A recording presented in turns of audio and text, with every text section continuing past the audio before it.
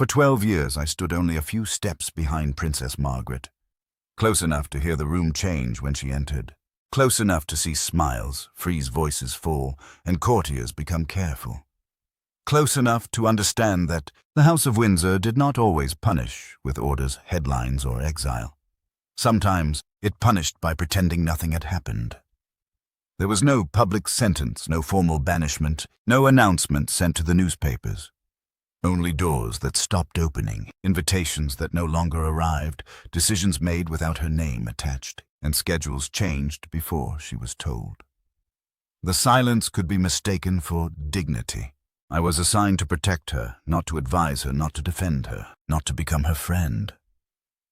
But when you stand close to someone for 12 years, you begin to see what the public never sees. The world remembers Princess Margaret as glamour. The cigarette, the laugh, the romances, the whispers, the scandals. The headlines repeated until every detail became sharper than truth. But what stayed with me was not the scandal. It was what happened after the noise faded. Newspapers move on. Courtiers rearrange their faces. The world forgets. But the palace remembers, and it remembers in a way colder than anger. I saw it on one morning I've never forgotten. Princess Margaret had been scheduled to attend a private family luncheon. Just a family table, though, inside that world. A family table was never simply a family table. She dressed with care, not extravagantly, not defiantly carefully. There was still hope in the way she prepared, though by then hope had become something she handled with caution. She asked what time the car would be ready. She asked who was expected. She asked whether the arrangements had changed. They had not, she was told. Then shortly before departure, a message arrived. The luncheon had been rescheduled. No explanation, no apology, no warmth. Just a message delivered with the careful neutrality of a household trained never to reveal where an order came from. She read it once, then again. She did not cry. She did not raise her voice. She did not demand a name. She handed it back and said, "I see." That was when I understood. This was no longer about affection. It was not about duty. It was not even about forgiveness. It was about control. The palace has many ways of reminding a person where they stand. Princess Margaret had crossed lines that no one was meant to admit existed. Not because she was cruel.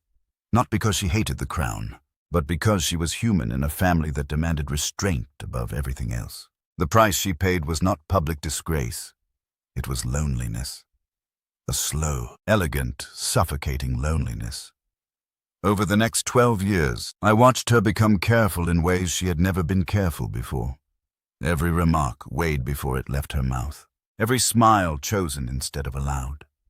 Every silence heavier than the last. She was still royal, still addressed correctly. Still photographed, seated, announced, and received. But she was no longer trusted. A title can survive long after confidence has been withdrawn. People still bow. People still smile. People still use the correct words, but they stop bringing you the first version of the truth. They stop warning you before decisions are made. They stop asking what you think.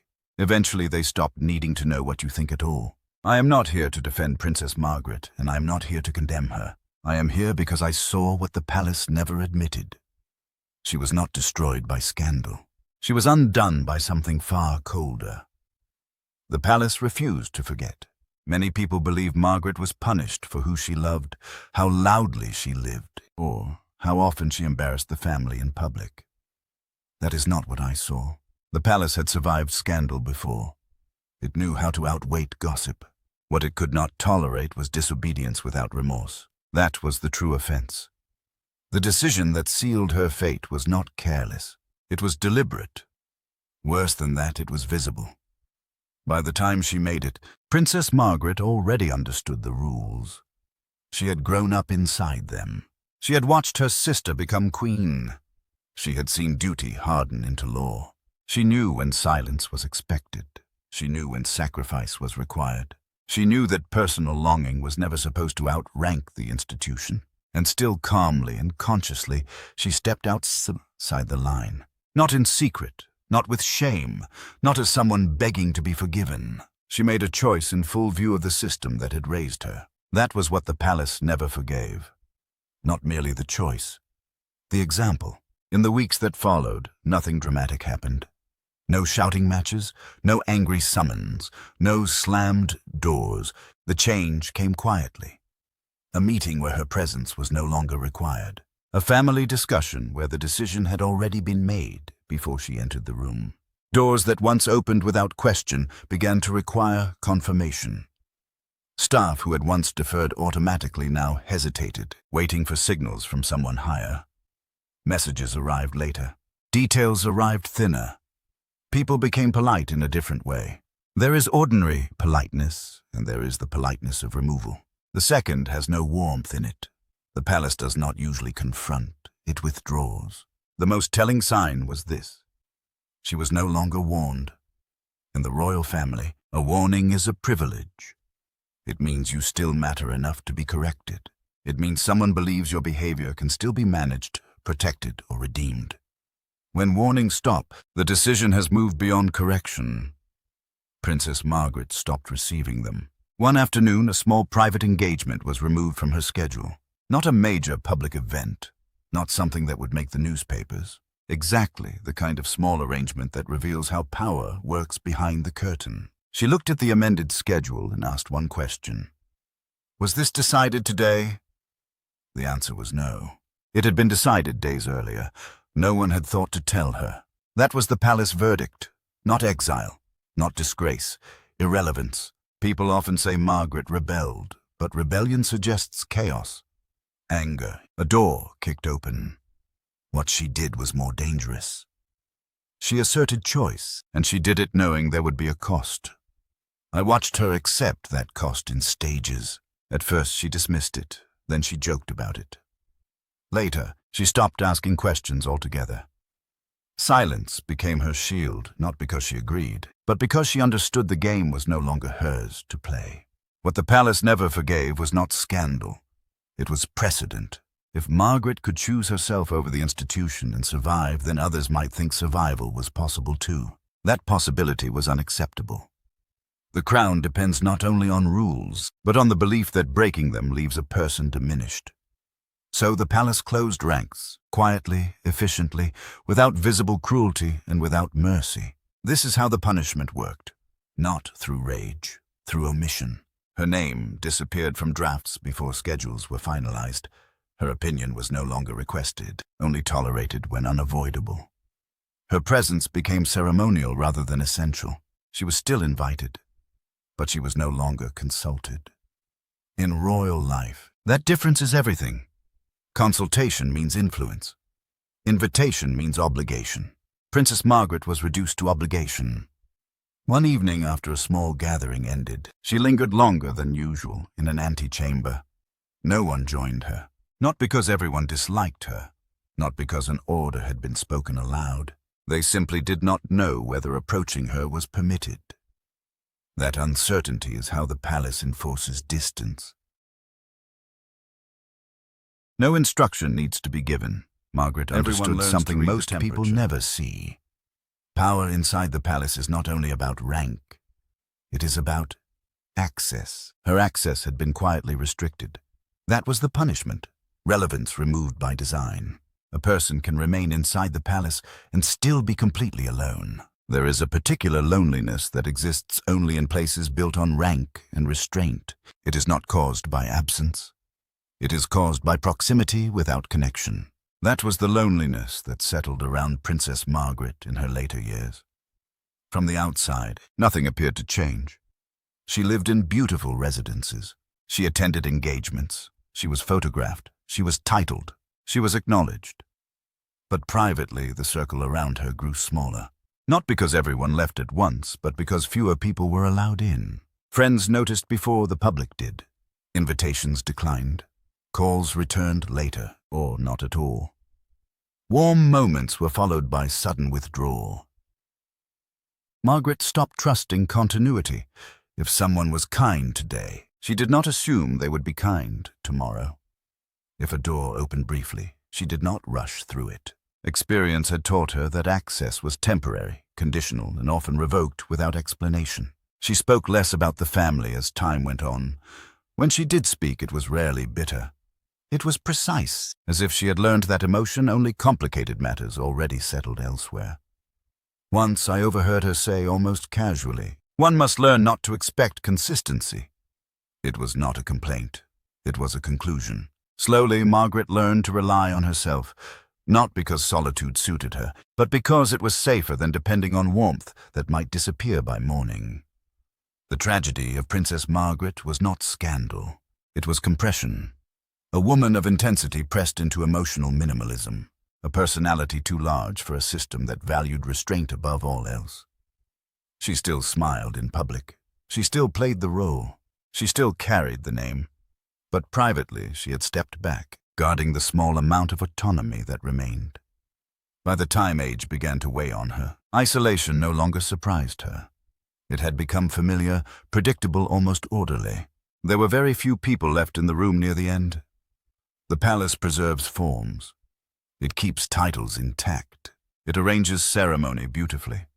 It mourns correctly. But sentiment is another matter.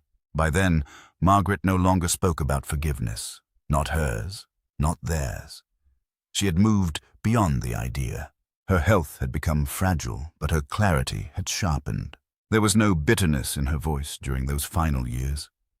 Only accuracy. She understood that the palace could appear gentle while making a person irrelevant. She understood that affection inside such a structure always had limits. She understood that order mattered more than repair. One evening, long after the household had quieted, she said something I have never forgotten. It was not dramatic. It was not a confession. It was almost instructional. "They did not punish me," she said. Then she paused. "They simply decided I no longer mattered." She let the words settle. Then she added, "That is how it is done." There was no anger in it, only recognition. But what people rarely consider is that she was not undone by excess. She was undone by awareness. She saw the limits of affection inside the institution. She lived long enough to understand what happens when someone crosses those limits without asking to be forgiven. The palace never forgave her, not because she was disloyal in the simple sense. It never forgave her because she demonstrated something dangerous. A royal could choose differently and survive. That idea threatened more than reputation. It threatened obedience. Her final years did not bring a great reconciliation. There were no dramatic apologies, no formal restoration, no emotional scene that repaired the past. The same quiet distance that had defined her middle years continued to the end. Her final years did not bring a great reconciliation. There were no dramatic apologies, no formal restoration, no emotional scene that repaired the past. The same quiet distance that had defined her middle years continued to the end. When Princess Margaret died, the palace mourned her properly, ceremonially, respectfully, correctly. Every word was chosen with care. Every gesture maintained the appearance of unity. But the true story had ended years earlier. It ended in the small moments the public never saw. A luncheon moved without apology. A schedule changed without warning. A room that became quiet when she entered. A question left unanswered because the answer had already been decided elsewhere. This was not a story of rebellion in the way people like to imagine rebellion. It was a story of limits. Princess Margaret knew how silence could punish. She knew how politeness could remove. She knew how a family could become an institution the moment affection threatened order. And perhaps that was why the palace never truly forgave her. Not because she failed to understand her world, but because she understood it too well. For 12 years, I stood behind her and watched the punishment unfold without ever being announced. I watched people lower their voices. I watched doors pause before opening. I watched her learn not to expect explanations. I watched a princess remain a princess while becoming in the only way that mattered inside those walls, less and less necessary. The symbols stayed. The ceremonies stayed. The correct words stayed, but trust was withdrawn. Access was narrowed. Relevance was taken away. And because it happened quietly, the world barely noticed. What I remember is not the parties, not the scandals, and not the gossip. What I remember is the sound of a woman saying, "I see," when she already understood far more than anyone wanted to admit. What I remember is the silence after that. A silence not empty, but full of meaning. A silence that said the decision had already been made. A silence that followed her for years. And perhaps inside the House of Windsor, that is the sharpest punishment of all. To remain close enough to hear the music, close enough to see the lights, close enough to know every name in the room, and still understand that the room has moved on without